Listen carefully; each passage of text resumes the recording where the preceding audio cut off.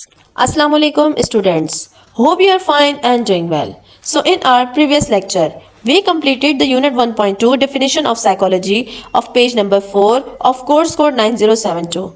Today we move forward with our AIOU BS English books explanation series and focusing on today unit 1.3 relationship between education and psychology. So stay attentive and let's begin our topic. First of all, let's understand psychology and education are closely related. मतलब psychology और education एक दूसरे से बहुत ज़्यादा close है, दोनों एक दूसरे को समझने में हेल्प करते हैं. Before we move ahead, let's understand the meaning of psychology and education. So psychology is the study of behavior or science of behavior, whereas education is the intentional modification of behavior in controlled setting. Psychology का मतलब है कि इंसानों का behaviour समझना और education का मतलब है कि उस बिहेवियर में जानबूझ कर चेंज लाना और ये एक प्लान्ड एनवायरनमेंट में होता है. So let's understand with example कि अगर एक बच्चा क्लास में शोर करता है और होमवर्क भी घर से नहीं कर कर आता है और क्लास में बहुत ज़्यादा डिस्टर्बेंस क्रिएट कर रहा है, तो टीचर पहले उसको डांटने के बजाय ये समझने की कोशिश करता है कि वो स्टूडेंट आखिर ऐसा क्यों कर रहा है. तो ये जो पार्ट है ये होता है साइकोलॉजी का पार्ट. अब टीचर जो है स्टूडेंट के लिए एक प्लान बनाता है, जैसे उसको छोटे छोटे टास्क देता है, होम टास्क, और उसे ध्यान से गाइड भी करता है. तो ये करने के बाद बच्चा आहिस्ता आहिस्ता बेटर बिहेव भी करने लगता है क्लास में और होमवर्क भी कंप्लीट कर आता है. तो ये हो गया एजुकेशन का part. Now let's see the behaviour change करने के लिए क्या जरूरी है. तो यहाँ कहते हैं कि टू अल्टर बिहेवियर और bring some changes in behaviour it's essential to understand the behaviour science. मतलब अगर हम किसी का बिहेवियर चेंज करना चाहें तो पहले बिहेवियर साइंस समझना बहुत ज़्यादा ज़रूरी है. यानी हमें यह पता होना चाहिए कि इंसान ऐसा रिएक्ट आखिर क्यों कर रहा है. There is a logical connection between the psychology and education. तो ये बात आप याद रखें कि साइकोलॉजी और एजुकेशन लॉजिकली कनेक्टेड है, और वो किस तरह से कनेक्टेड है आगे हम 10 to 12 पॉइंट्स में देखेंगे. तो दोनों एक दूसरे को समझने और इम्प्रूव करने में बहुत ज़्यादा हेल्प करती हैं. Now let's understand why this is important for teachers. A teacher needs to have a deep awareness of children's characteristics and developmental stage to be successful. मतलब टीचर्स को बच्चों की एज और उनके ग्रोथ के स्टेजेस समझने चाहिए, तभी वो अपनी टीचिंग में सक्सेसफुल होंगे. Now let's compare the traditional and modern education. So teacher-centered traditional education that was also subject focused. पहले की एजुकेशन जो थी वो टीचर सेंटर्ड होती थी, मतलब टीचर सब कंट्रोल करता था और सिर्फ सब्जेक्ट पर उसका फोकस होता था. But nowadays instead of being learning centered, education is now viewed from the perspective of the learner. आजकल एजुकेशन स्टूडेंट सेंटर्ड है, मतलब स्टूडेंट के नीड्स और उनका लर्निंग प्रोसेस पर फोकस होता है, ना सिर्फ टीचर और सब्जेक्ट पर होता है. Let's move to the next paragraph. The child must be taught by his or her needs, interest and capabilities. मतलब बच्चों को उनकी ज़रूरत, उनके इंटरेस्ट और उनकी एबिलिटी के मुताबिक सिखाना चाहिए. हर बच्चा अलग होता है, इसलिए सबको एक तरीके से आप अच्छे से नहीं सिखा सकते हो. हम बात कर रहे हैं यहाँ पे लेट्स सपोज कि अगर मॉडर्न का बच्चा है तो उसके लिए टीचिंग के मेथड्स अलग हैं, उसको डील करने के मेथड्स अलग हैं. प्राइमरी लेवल पे स्टूडेंट को डील करने के मेथड्स अलग हैं और सेकेंडरी लेवल पे उसको डील करने के मेथड्स अलग हैं. अब यहाँ कहता है therefore there is no doubt that understanding psychology is crucial for organizing and planning any educational activity. तो इसलिए ये बात बिल्कुल क्लियर है कि साइकोलॉजी को समझना बहुत ज़्यादा ज़रूरी है. अगर टीचर को साइकोलॉजी की समझ होगी तभी तो वो अपनी क्लास और एक्टिविटीज़ को बेहतर प्लान कर सकेगी. It is important to note that all great teachers emphasise the need for a psychological foundation in education. यहाँ कहते हैं कि जितने भी ग्रेट टीचर्स गुजरे हैं उन सब ने कहा है कि एजुकेशन की बेस यानी उसकी बुनियाद साइकोलॉजी पर होनी चाहिए. यानी पहले बच्चे को आप समझें फिर उसको सिखाएं. For example let's look all the educators, Pestalozzi, Froebel and Montessori. So Petzolozzi tried to teach people about the psychology.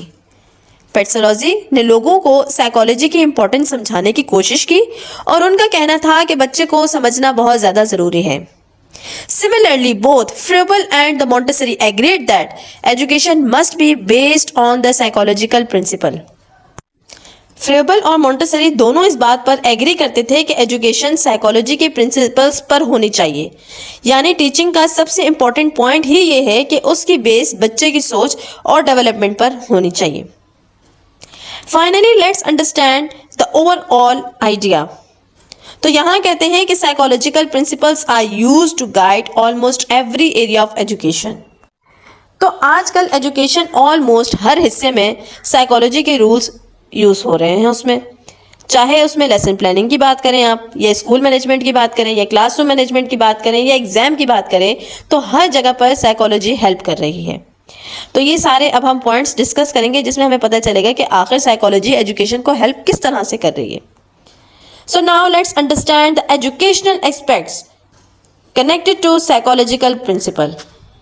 So the number 1 is learning objectives and psychology.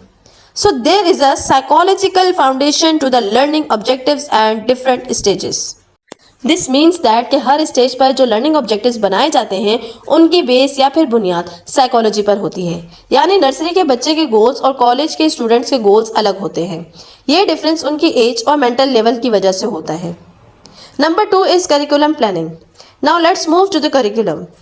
When creating a curriculum for different levels based on the learner's age, aptitude and capability, psychological principles must be applied. तो जब curriculum design किया जाता है तो बच्चों की as, ability और capability को मद्देनज़र रखा जाता है. तो साइकोलॉजी हेल्प करती है कि सिलेबस उनके लेवल के मुताबिक हो. Number 3 is teaching strategies. It is important to note that the teacher uses teaching strategies, motivational approaches and instructional tools based on the educational psychology. मतलब टीचर जो मेथड यूज करता है वो साइकोलॉजी पर बेस्ड होते हैं. मोटिवेशन देना, activities करवाना और टूल्स यूज करना, तो ये सब साइकोलॉजी की मदद से होता है. Number 4 is research based solution. This is another important point कि research based solution to many education issues are another contribution. यहाँ कह रहे हैं कि साइकोलॉजी रिसर्च के जरिए एजुकेशनल प्रॉब्लम्स का सलूशन देती है. अगर स्कूल में कोई भी प्रॉब्लम हो तो रिसर्च से उसका हल निकाला जा सकता है. Number 5 is the class schedule and the timing. So let's look at another area. यहाँ कहते हैं कि there is a psychological foundation to class schedule and timing. मतलब क्लास का टाइमिंग और जो शेड्यूल बनाया जाता है वो भी साइकोलॉजी के मुताबिक ही होता है. जैसे मुश्किल सब्जेक्ट सुबह रखना क्योंकि उस वक्त बच्चों का माइंड फ्रेश होता है. Number 6 is school management. So now let's understand the school management. Effective planning and school management requires the psychological expertise. मतलब स्कूल को अच्छी तरह मैनेज करने के लिए भी साइकोलॉजी की नॉलेज बहुत ज़्यादा ज़रूरी होती है और उसमें प्रिंसिपल और टीचर्स को स्टूडेंट का बिहेवियर भी समझना बहुत ज़्यादा ज़रूरी है. Number 7 is the special children study and other important aspect. That is, a psychological background is essential to study the talented, retarded, problematic and maladjusted children. यहाँ कहते हैं कि गिफ्टेड बच्चे हों या स्लो लर्नर्स हों या फिर प्रॉब्लमेटिक बच्चे हों, उन सबको समझने के लिए साइकोलॉजी बहुत ज़्यादा ज़रूरी है. हर बच्चा अलग होता है इसलिए उनको अलग तरीके से ही आप डील कर सकते हैं. So number 8 is the discipline in school. So now let's talk about the discipline. Disciplinary issues in school may be addressed with psychology. So school में डिसिप्लिन प्रॉब्लम्स को साइकोलॉजी की मदद से ही सॉल्व किया जाता है. सिर्फ पनिशमेंट देना ये कोई सोल्यूशन नहीं है, बल्कि पहले आपको उसका रीज़न समझना बहुत ज़्यादा ज़रूरी है.